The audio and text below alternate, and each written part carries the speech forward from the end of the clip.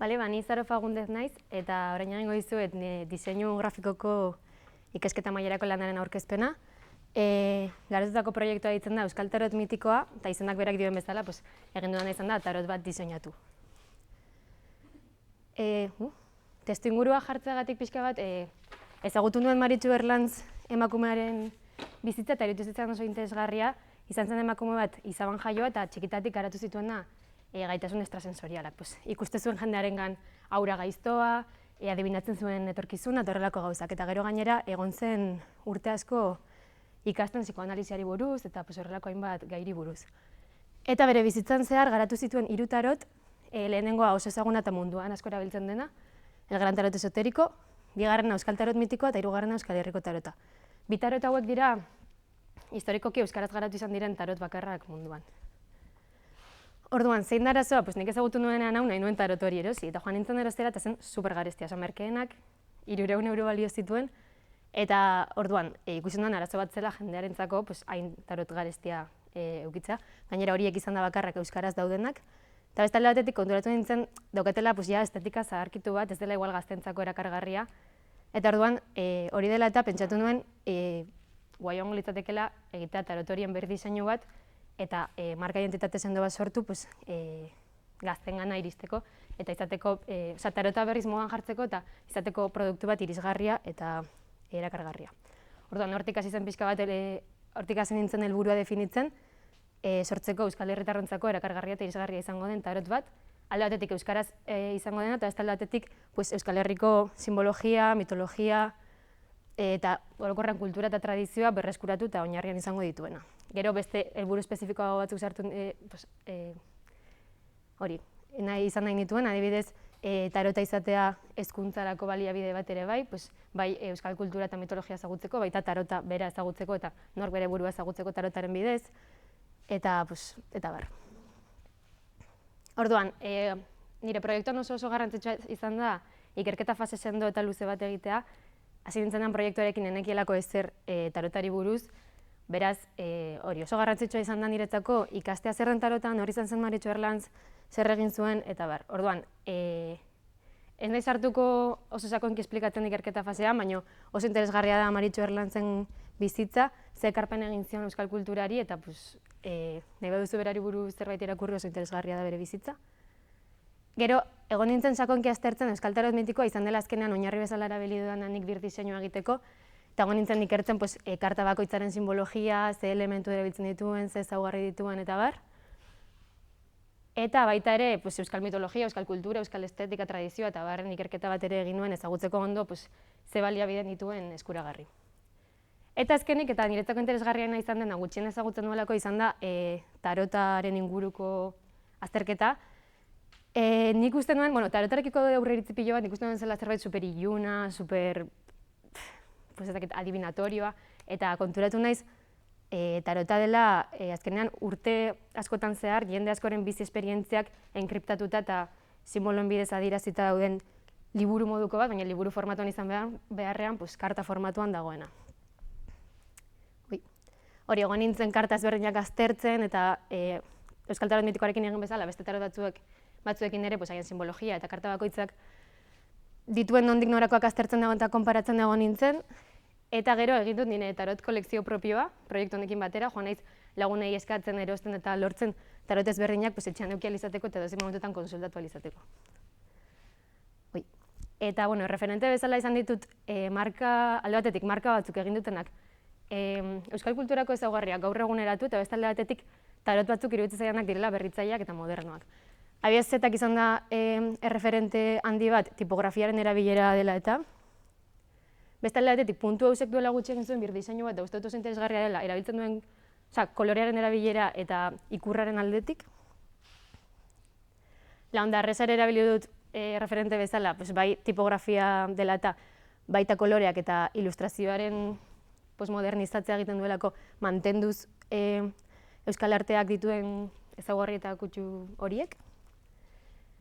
Gero, tarota iruditzen oso interesgarria ere bai, tarotaren iluntasun horrekin apurtzen delako eta da super alaia, super freskoa, super modernoa, eta ditu simbolo batzuk mundu guztiak ezagutu ditzakenak, ez da bat ere simbologia ez ezaguna, edo arrotza jendearentzako.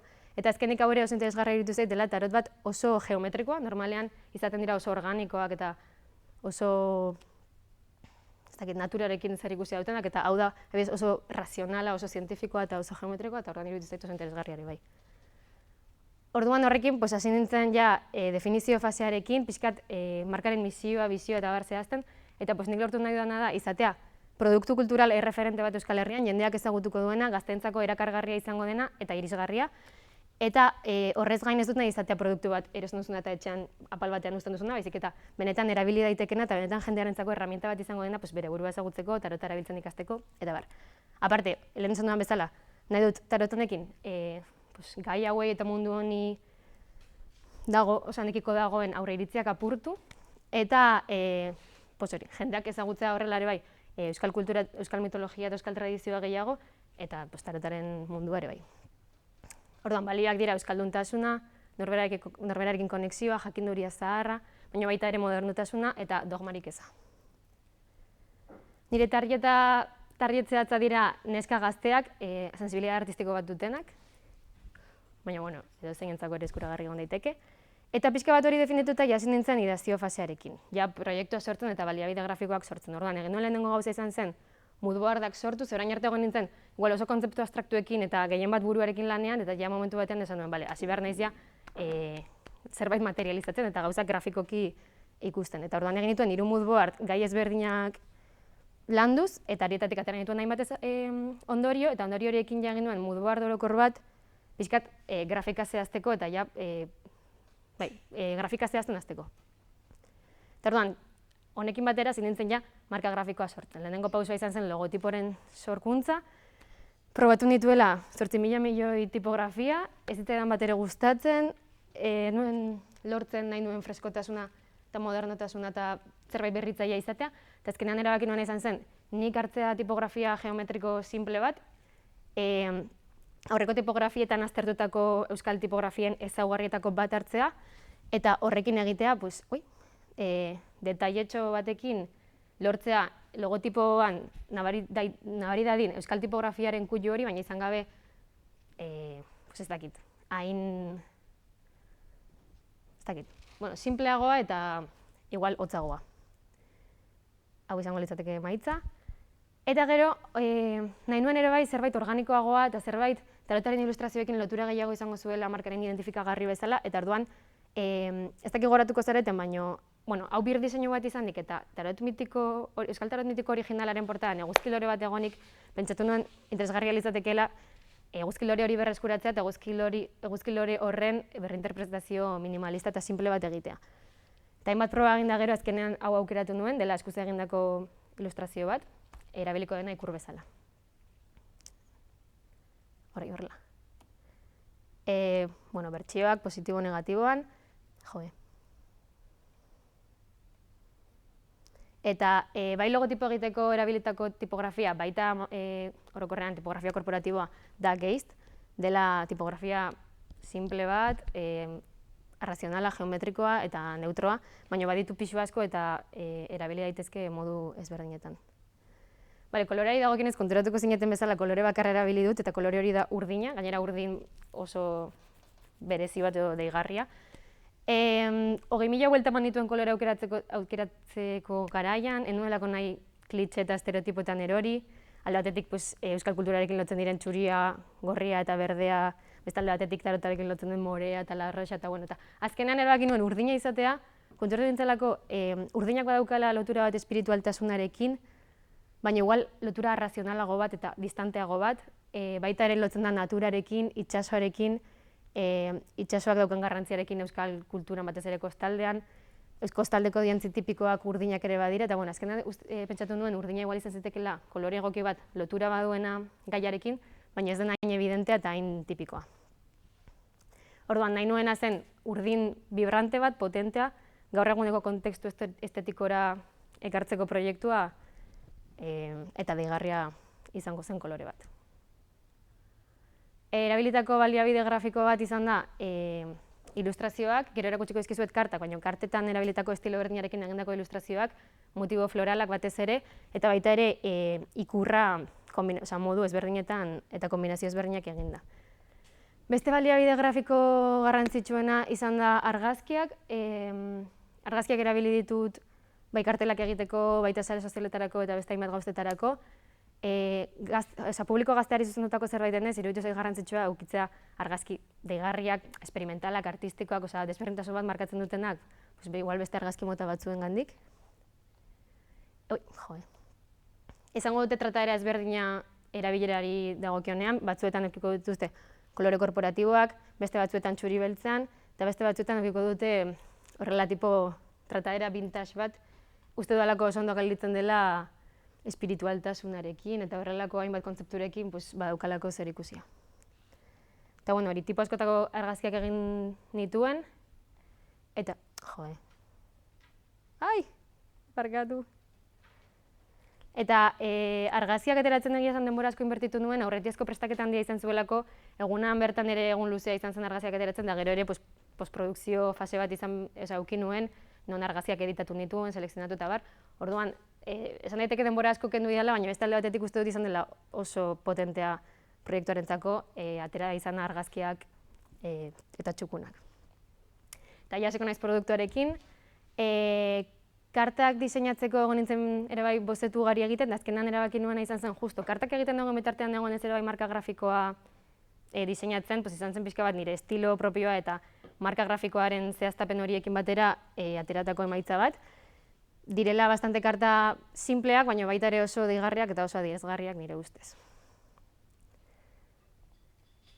Hau da funda, fundak izango du kolore korporatiboa eta oso simplea eta minimalista izango da desberdintzeko beste taroten gandik, ze taroten estetika orokorrean izaten da oso rekargatua, elementu pila batekin, kolore pila batekin, orduan nahi nuen nire izatea desberdina eta ikusiz gero ja gogoangarria izatea, gelditzea tarot hondekin buruan.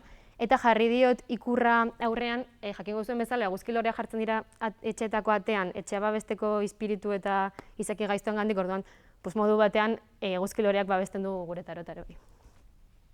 Eta estilo hau errepikatu da beste hainbat aplikazioetan, hau da kutxa barruan egongo dela, baita tarota bere fundan, baita beste elementu batzuk ere, adibidez liburuxka.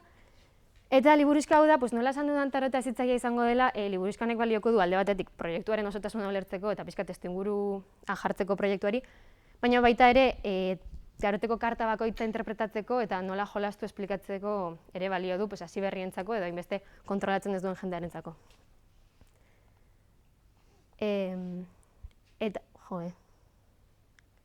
aplikazioei dagokienean, opari bezala kutxa barruan joango da alde batetik postal bat, zure gelan jartzeko nahi baduzu edo dena delakoa.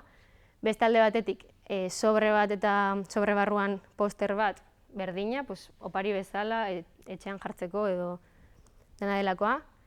Pegatinak, kaleak betetzeko gure markaren pegatinekin. Ai ama! Eta gero, tarotari lotutako zenbait produkturen bilgarriak ere diseinatu ditut, izan kandelak, beste kandela hauek direla LED bidezko kandelak, ez tradizionalak, egiteko pixka jolasa modernoa eta zaharrarekin. Hau da bidaiatzeko beste kandela bat. Eta poloak ere diseinatu ditut iruditzeko zubi polita egiten duela honek ere zaharra eta berriaren artean. Gero egon nintzen pentsatzen nola egin nezaken tarotaren publizitatea eta kurritu zitzaidan egitea kanpaina bat informazio gutxirekin eta izatea zerbait inpaktatzen duena, deigarria dena, baina ez duzuna oso ondo ulertzen zerri buruz ari den, ez duzu oso ondo ulertzen zerri buruzkoak diren kartela hauek, izatea zerbait gehiago jendea moskeatzeko eta jendea gelditzeko pendiente. Hemen mokap bat. Eta azkenik ez. Sortutako sare sozial garrantzitsuena izan da Instagrama, jende gaztearentzat bideratuta dagoenez, da jende gazteak orokorrean Instagram bidez egiten duenez dena, enteratzen gara guztiari buruz Instagram bidez, orduan garrantzitsua da sare sozial aktiboak eta deigarriak izatea. Nik kombinatu ditut argazki erakargarriak informazio pildorekin, tarota zitzaia den bezala, bere kanalak ere zitzaiak izan behar direlako, eta hau da pixka bat feed orokorra, nola geldituko liratezkeen sare sozialak, kasu honetan Instagrama. Eta, web horriari dagokenean, hemendik sartu zaitezkete, edo euskaltarotmitikoa.org bilatuz interneten. Hori, nahi nuen izatea, ere bai, erakargarria, korporatiboa, eta lehenetsi dut mobileran ondo ikusten den webgune bat izatea, pentsatzen dudalako jende gaztea, bai Instagrameko linken bidez, baita orokorran mobiletik sartuko delako, eta bertan badago tarota erosteko aukera, eta beste hainbat produktu erosteko aukera ere, nola jolasten den ikasteko aukera, kontakturako aukera, eta horrelako hainbat gauza. Eta jarriko dut bideoa ere da Reels Instagramerako bideo bat, Instagrama izango delako kanal nagusia gazteei zuzentzeko.